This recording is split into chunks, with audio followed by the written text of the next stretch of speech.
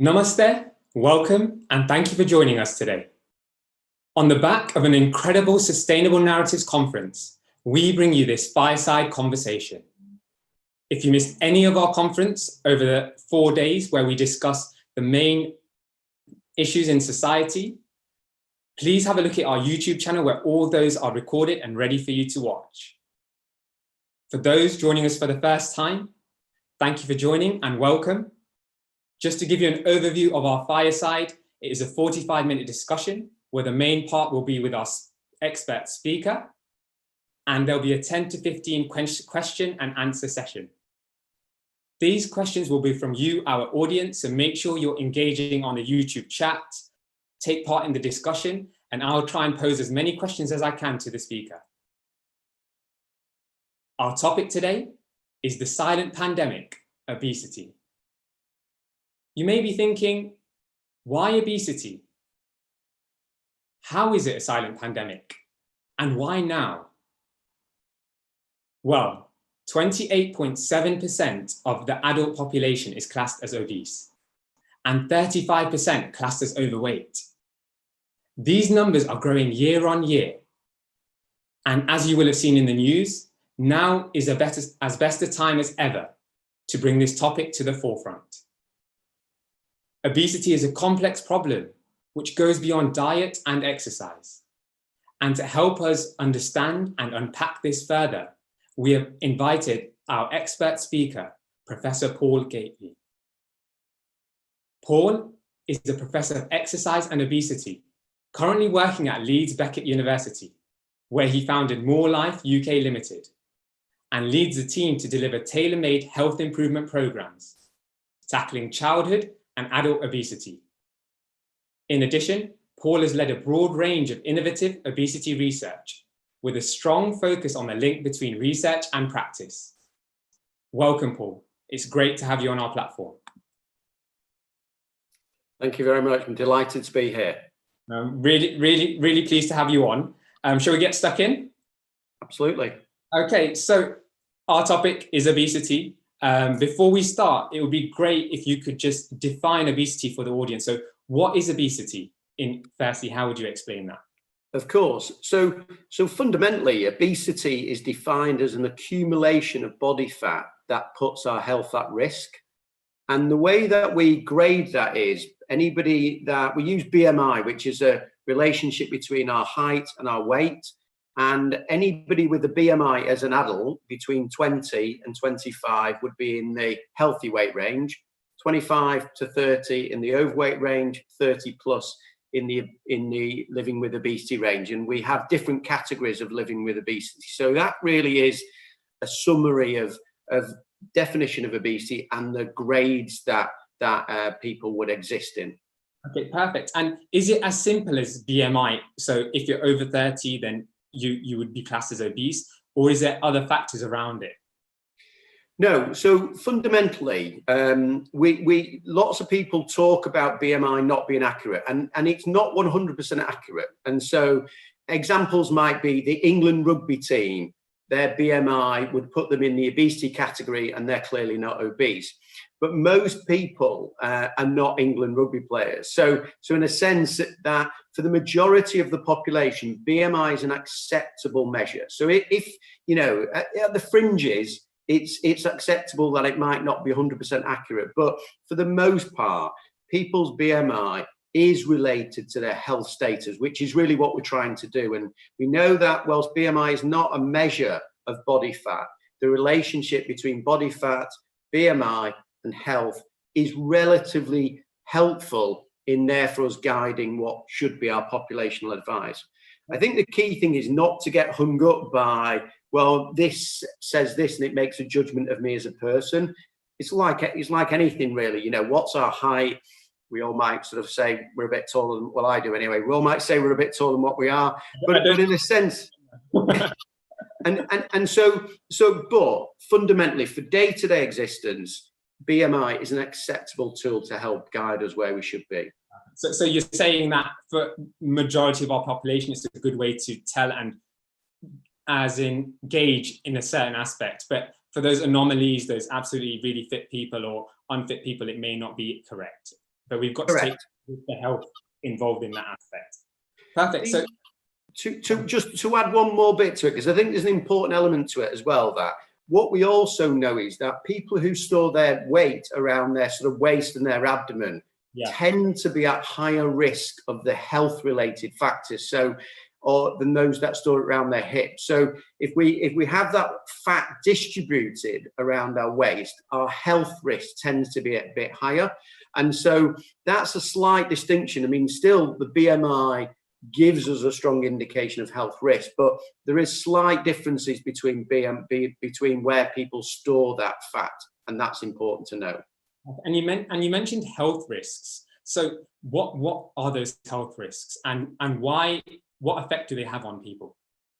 Okay, so I think I'd categorize this in really three ways. So first of all, there is the sort of physical health risks that are very evident now. We know that obesity, people living with obesity are much more likely to suffer from conditions such as heart disease and type 2 diabetes. There's a variety of different forms of cancer. We also know arthritis and osteoarthritis. And so, they're the sort of main physical health issues. But we also know that obesity is relevant in the context of mental health. We know obesity is strongly associated with depression, and it works both ways as well. So depression can cause obesity, and obesity can cause depression. So, and then anxiety, and then there's a variety of other outcomes from, low self-esteem. And that's partly because the way that people have sought to tackle obesity is through a sort of view of willpower. If you have enough willpower, you sort it out, and if you don't sort it out, it's your fault. And that sort of blame culture has been for me an unfortunate side effect of this as an issue, because the outcome is, and I, having worked with thousands of children and families and adults, one of the outcomes is the depression, the anxiety, the upset is actually caused by the stigmatizing attitudes of many people around them. And the final bit is we also know that obesity is associated with a variety of social impacts. So we know people are less likely to get married, more likely to divorce. They're also more likely to have a lower paid job. They're less likely to get into university. They're less likely to be promoted, because those stigmatizing attitudes influence the way society treat people living with obesity. So really three main sort of areas of impact: physical, mental, and social. Okay, so let's go into that a bit more. So there's a physical side that you've mentioned and what kind of impact that has. Let's talk about this mental side that you're talking about, the mental impact that this has. And I've watched some of your videos and looked at some of the research you've done. You speak about obesogenic environment. Is that where this mainly comes in? Partly. I mean, the obesogenic environment influences all those three areas of physical, mental, and social. So, but if I sort of broaden out what that obesogenic environment is, what we know is that if you eat more than what you burn off, you will gain weight, and if you eat less than what you burn off, you will lose weight. Now, that is a very simple equation that is at the heart of how our bodies control our weight. However, there are a myriad of hundreds and hundreds of different variables which influence what we eat and influence how much activity that we do. And so when we sort of look at that and explore that, most of them are outside of some are within our control, and then others are outside of our control. And so that's what we mean by an obesogenic environment. Sorry. Go into that a bit more. So with those factors, what are they that are? So let's talk about the individual level first, which are in our control, and then the ones that aren't.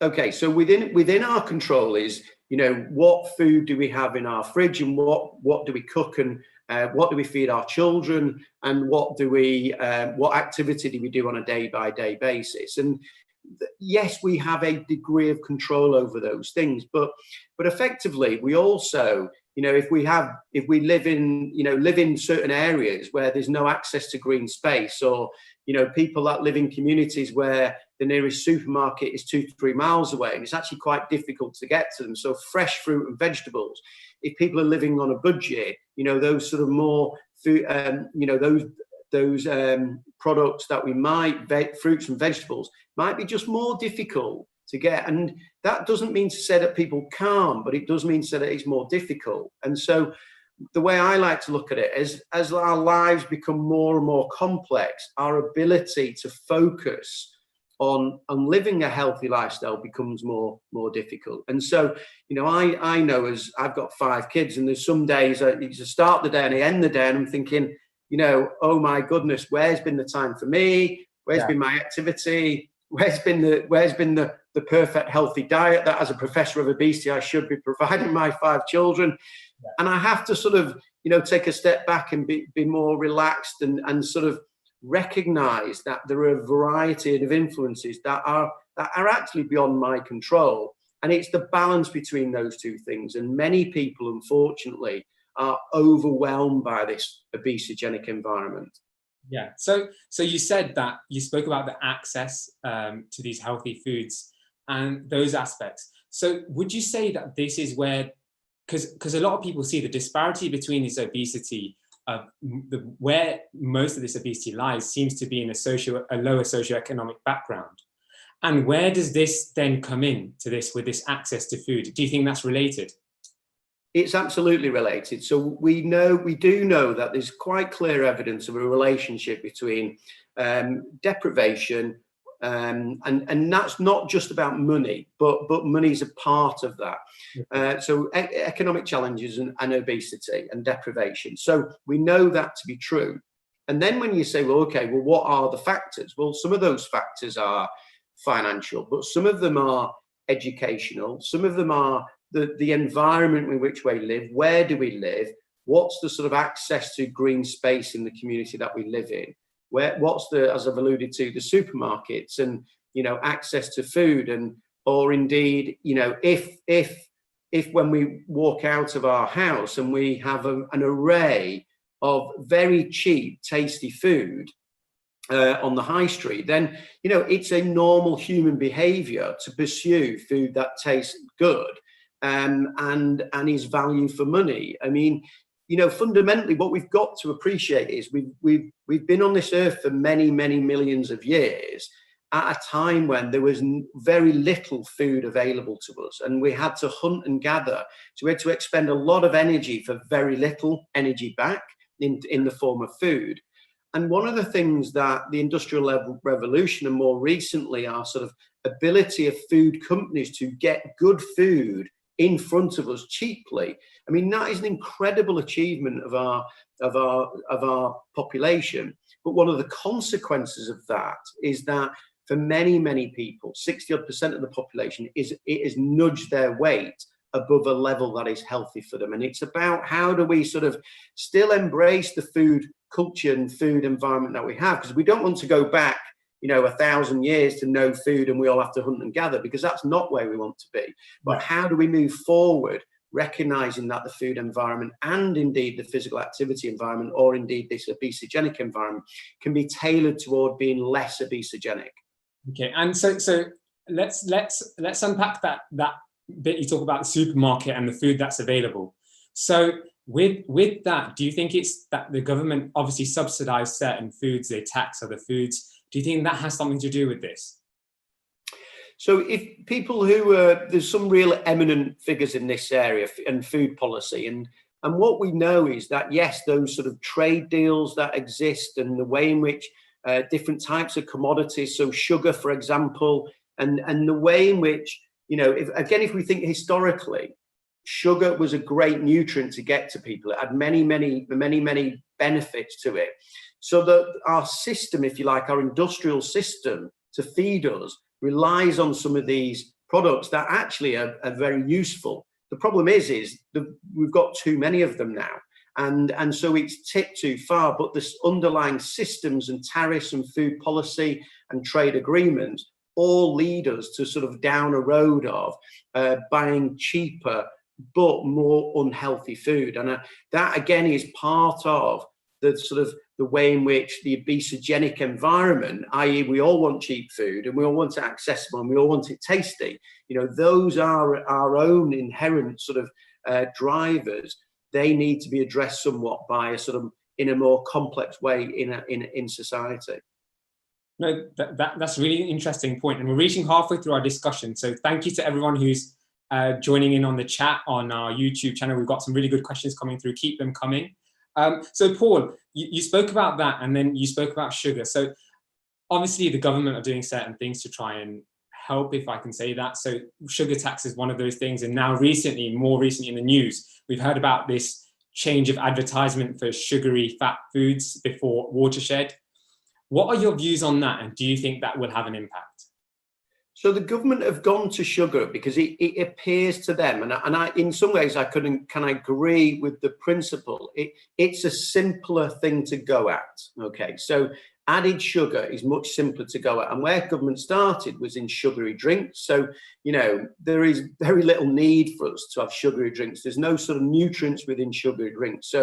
So government's first tactic was to say, okay, we know sugar's problematic and we can get sugar down. And not just because sugary drinks will cause a very big reduction, but it's also symbolic of our efforts on it. So sugary drinks do have a contribution, but it's relatively small. So government's effort is not just about shifting sugar to impact on obesity. It's as an indication that this is a step change by government to begin to change the food environment, the food mix. So in government's plan, sugar was the first one because it hit home so much easier. But after that, they're looking at calories. So we now move into the mix of sugar, fat, and protein within the way that food is mixed. So that's the direction of travel that Public Health England and indeed the government are moving. And where do you see the government's role to play in obesity with this? How do you see it going over the next 5 to 10 years? Well, if we are really serious about it, I mean, if the government's responsibility is to look after its population, one of its responsibilities, we have 2/3 of our population are adult and 1/3 of our children that will have a weight that will shorten their life and shorten the quality of their life. It will have a dramatic impact on our economy. So obesity, annual costs of obesity are £27 billion per year. Right. So whether one looks at this as a sort of an individual choice, we all still have to pay the burden of the obesogenic environment and its impact on people, because we are looking after people that have suffered heart disease and forms of cancer and type 2 diabetes, and those costs are costs that we all bear as a society. So in a sense, whether you want to say it's an individual's responsibility that they should sort it out themselves, we will still be paying the healthcare costs, and indeed big impacts on productivity. We know that there are impacts on productivity too. So if you like, UK PLC is impacted by the causes and consequences of obesity. So I would argue government have a central role in this. And indeed, I would also argue for far too long, they've shirked that responsibility. Obesity is a complex problem which will probably take 20, 30, 40, 50 years to address. Yeah. And given the political timeframes of 5 years, no government wants to sort of take our drinks and take our food and take our and all the foods that we all enjoy and love, and sort of, in a sense, no government's going to drive us all to be running a mile every day. So in a sense, it's quite difficult for government to grab hold of this hot potato, but it's having to do it because the sheer costs of it are so significant. Okay, and you mentioned two things there. One was that the decisions of many can impact an individual, and decisions of an individual can impact the many. So would you say it's a duty for everyone and a responsibility to everyone to take on board to drive this change? And does the government then have a role in terms of helping that rather than being the central to it? Or would you say the other way around? I think it's incumbent upon us all as citizens, to really sort of, there is an individual responsibility. There is without a doubt an individual responsibility to look after ourselves, because, and most people get that. And most people, a lot of people I hear and I talk to say, I want to see my grandkids go up. And, so there is an absolute acknowledgement that their weight or their health issues they are responsible for them and that they have ownership of and they can gain from. So without a doubt, that's there. But for most people out there, the complexity of obesity, you know, most people out there won't understand food policy, food tariffs, and how that sugar ends up on our supermarket shelves and what is the proportional impact of sugar within our diet to our risk of obesity. You can see how difficult that is for an individual to determine. And so therefore, you know, it's a joint role and responsibility that government need to be able to understand this obesogenic environment and use the levers that it has to both support people, but also nudge food companies and nudge companies that make our lives easier, cars, petrol, you know, and sort of devices. They have a role in helping us and guiding us and do the things that they can do as a central government, as opposed to the individual impact that would have. Because I want to move the conversation forward now, and just go on to a couple of things you mentioned. So one was education, okay? And the second one was this cultural, or you mentioned grandparents, right? So let's go a bit into that. So grandparents, Britain, for example, is quite a multicultural, diverse place. You have lots of multi-generational families living together, different family environments. Would you say this has an impact on this obesity? And education probably starts from when kids are born, the habits they develop. What are your views on this? So, I mean, absolutely, you know, at all levels of families, have very different influences because they've lived at very different times in very different settings and very different sort of experiences. So as families grow and as the sort of layers of families increase, then the complexity of that family increases. So as I was alluding to earlier, for me, obesity is an outcome of that complexity. And in many ways, what I see is, and I have wonderful and difficult conversations with many families where, you know, the grandparents are always the ones that seem to sort of give the treats and, you know, say it's not a problem and, you know, puppy fat and it will go. And so the parent then sits in the middle being, you know, sort of denying their children the things that they would like. And then the grandparents are sort of put up there on this sort of pinnacle as sort of, you know, being really caring to their grandkids. So, but for me, what that becomes is about engagement. So the families that we would work with, we would bring grandparents into the mix and sort of help them understand their responsibility, because they're sort of caring, their support, their love, their care, their attention, and for some of them, the time that they have, you know, is wonderful to a family. And so that mix of roles and also responsibilities is really critical, and getting them to define and understand, and then getting the parents to define and understand, and then getting the young people themselves. So, you know, even at a young age, children can take responsibility, and we can encourage. Sorry. Yeah, okay, then no worries.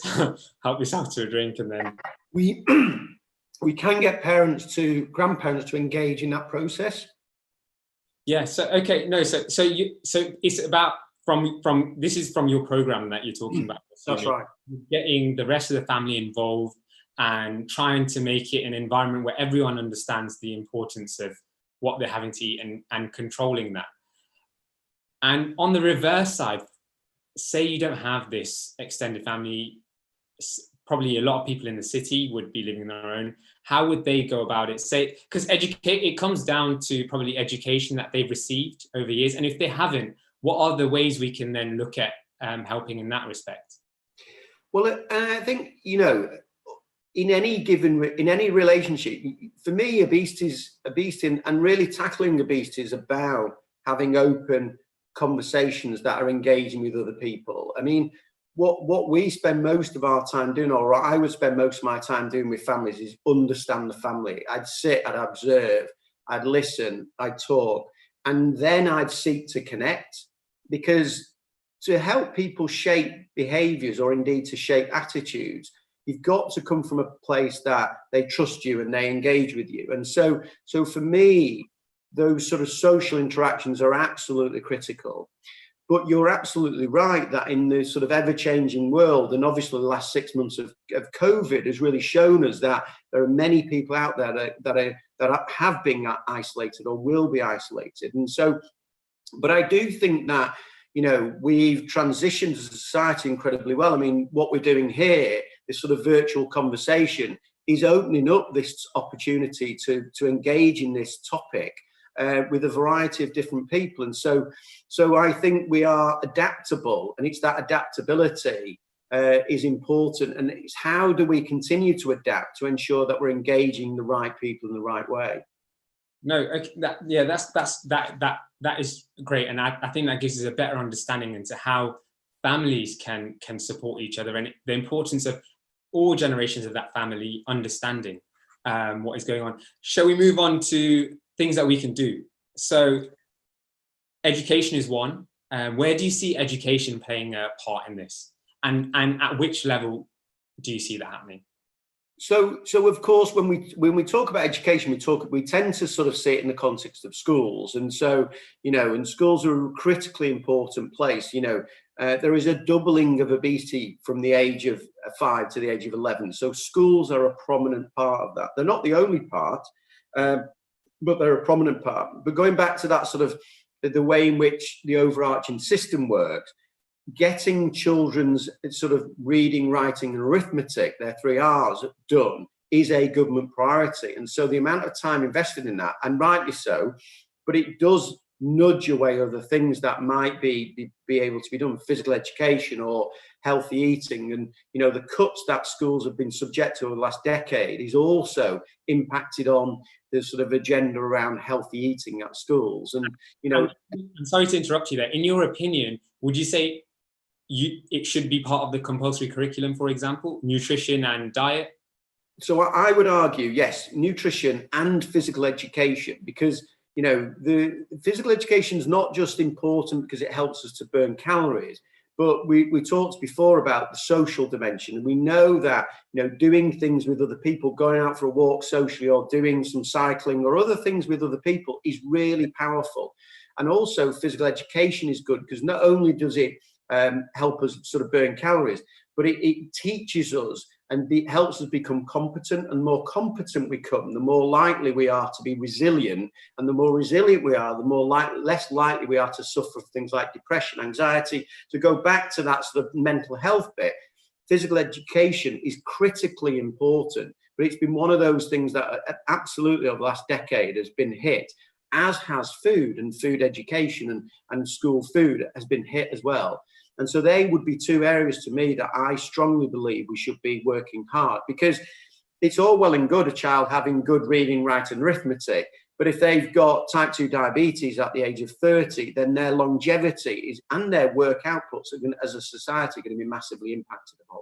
Thank you for that. So we're just about going on to our question and answer, but before we do, I have one more question for you. What sustainable changes can we make? Because you said in the next, it's going to take maybe 30, 40, 50 years to make this change, and you've got a consistently changing government. So what, in your opinion, 2 things that can be made to sustainably make changes in our environment? So for me, if we're talking about an individual level, I actually think some of the conversations we had were around the individual family environment and interacting and agreeing. It's about consensus. It's about family consensus and sort of working out how do we as a family want to be more healthy, and then working that together. Actually, and then take it to a government level, it's the same thing. We need consensus. We need to sort of overcome the competing objectives of the food industry say this and all the health people say that. They need to come together. And that's where I think government leadership is critical. Okay, no, I see your point. So you've got to work it at both levels, so the government level and an individual level, to make something sustainably effective. And indeed, families can do something about this. And the point I would try to make is you don't have to do it perfect. You know, a lot of what I've tried to do is give people guidelines to work by, not this is the best diet or this is the best exercise. Go out and as a family, have fun, have picnics, but think about the sort of food that we're putting in there. And don't worry too much if you get in here. You have some days you'll overeat and some days you won't. It's about trying to get that balance that for the most part, the family is trying to work in a more healthy orientated way. No, perfect. So I think it's time we move on to our questions. We've got quite a few come in. So the first question that's come in and alludes to what you said about supermarkets and food is in from Bravo, where he's asked, are there any market interventions that the state can make so that fresh fruits and vegetables are more accessible to those with lower incomes? So without a doubt, there are ways that can be done, and to be fair, so some work that I'm aware of across supermarkets. So a lot of the supermarkets do push fruits and vegetables as part of the sort of shopping basket, and I know that some of them that have got data on their customers, they actually offer price incentives for fruits and vegetables as part of the sort of shopping experience that customers won't be aware of, because these things are the sort of algorithms working behind the scenes. But fundamentally, what they can begin to do is nudge price opportunities so that families are incentivized, because we know that fruits and vegetables are, one, getting kids to eat fruits and vegetables is difficult, but secondly, price is a fear. So if to buy a bag of apples, that might go off. If they're cheaper, families are more likely to sort of try them and encourage their children. So without a doubt, there's a lot of market that supermarkets can do, and at a national level. And with Brexit emerging, that's what a lot of people are outlining as the opportunity to renegotiate some of those sort of trade deals. So it does have a better influence on our food portfolio for the future. So that work is ongoing by Public Health England. Okay, no, that's really good to hear. But my question is, how are the supermarkets incentivized to do this? So, because ultimately they're a provider of food and they will meet demand however that may come. So what can we potentially do? What can the government do? Or like you said in this Brexit deal, Public Health England, what do you think their way of incentivizing supermarkets would be? I think this, for me, it's not a binary option. It's not supermarkets influence choice or choice influences supermarkets. Actually, the interaction between the two is really important. And I do believe.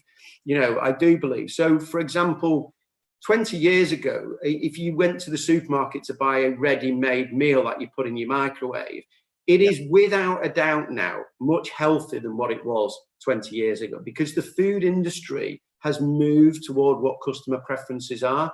Now, that's one part of a very big and complex picture. But what it does show is that supermarkets are trying to make those shifts. One, because from a brand trust perspective, if they are seen to be the sort of bad food provider, abusing and taking advantage, then that is not good for their future bottom line. And so they have an interest. And indeed, if they, of course, can increase the sales of fruits and vegetables to consumers and make sure that they buy more of them, then they will make more money. So there is a absolutely underlying sort of market-driven principle to that I think they are moving towards ever increasingly. But it's a big journey. I mean, if you think about the point of how long it's taken us to get here, it's going to take some time for the supermarkets to respond. And anybody that tried certain type of products 10, 15 years ago, sort of light products, and thought, I'm never going to try them again because they're so awful. The light versions have got better because they try and they don't quite succeed. So there's a sort of gradual shift. I'm just going to come in there. So you said that, so it's basically they are incentivized by appearing and their brand looking healthy and giving what the people essentially want, as long as that is what the individuals are asking for. So we had another question come in, and it's quite an interesting question because it's not something we've touched upon, but how do you lose weight when you've got arthritis and exercise is difficult? So for these people out there that aren't as potentially mobile, and it could be because they're already obese or they have these underlying medical conditions, what options do they have, and what things can we do as a society potentially to support them? So it's a great question, and I think that is back to the point about where in one of my earlier comments, that the sort of stigmatizing attitude of you need to do something and you need to eat healthy and you need to exercise. It doesn't land very well with many people because their lives their real lives mean that it's difficult. So from a physical activity perspective, what I would urge people to do is be confident and find out. Without a shadow of a doubt, in most areas, the local local authority and physical activity and sort of leisure centres will provide a variety of different forms of exercise, from people with quite severe disabilities to the sort of, you know, those ones that you sort of, these sort of, if you like, aspirational characters. I call them Lycra Lovelies, but basically it's those people that you sort of, you know, there are a variety of options out there, and what people should do is be confident about they've got a place for them too. And so I would certainly get on the phone, local leisure centre, what do they have to offer? Maybe get an assessment from your doctor, GP, to say, what can you do? You know, a lot of places have exercise on prescription, some do, some don't, but there are these schemes out there. And the primary objective of government currently is to reduce what's called health inequalities, and people that are limited to be physical activity are actually a big, high priority. And so people probably would be surprised at the availability of support that's out there. Okay, no, that makes sense. Hopefully that was helpful to our audience at home that asked that question. So moving on and going in a slightly different direction now, the NHS. So they provide our health for us, and we're lucky in this country that we have this service. So there's a question asked by RD Jani, who said, do you think the NHS will penalize people for refusing treatments for being obese? Well, I would hope not. Now, and I think at sort of at the highest level, in terms of what I mean as sort of most obvious level, the NHS would struggle to do that. It would struggle to do that, and there have been some conversations more recently about limiting access to things like bariatric surgery, and actually that is a false economy. The evidence is really, really clear that people who have bariatric surgery, it is a cost-effective process within like 2 years.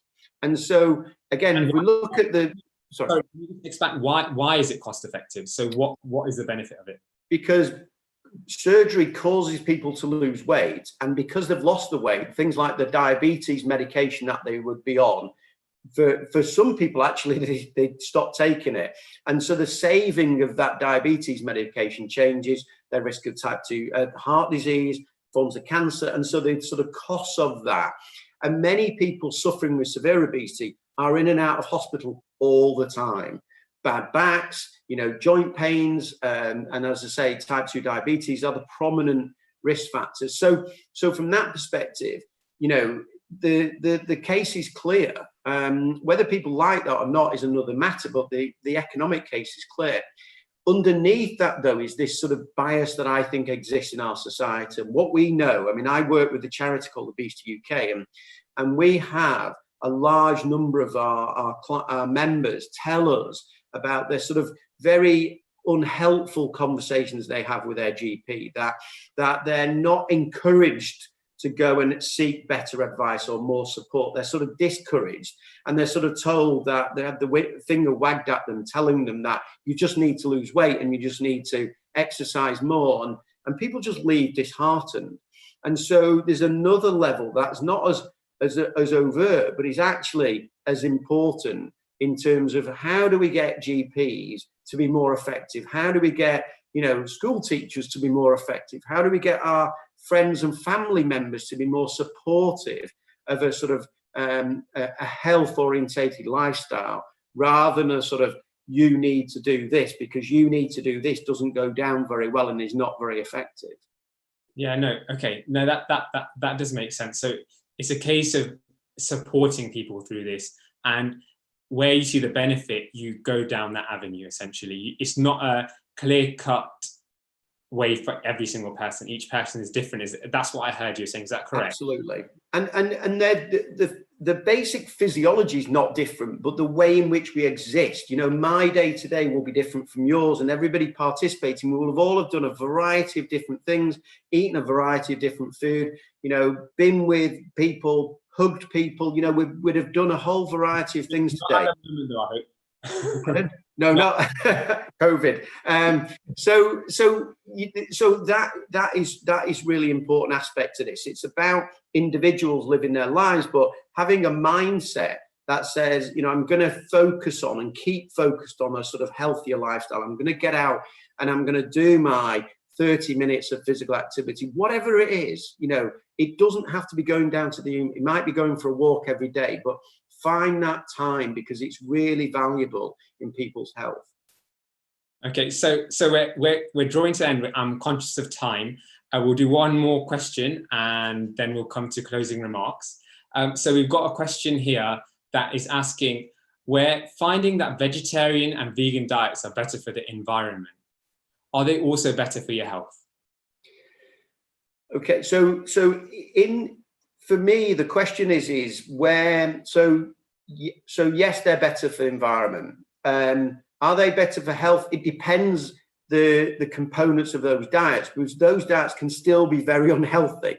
Any one diet can be unhealthy. There's a healthy end to it and there's an unhealthy end to it. So the pursuit of one diet could mean a variety of different things. So a vegan diet could still be very, very high in fat, and we could eat, if we eat a lot of food, whatever a diet it is, we will gain weight. I mean, the fundamental principle of energy balance is it's not the type of food, it's the calories.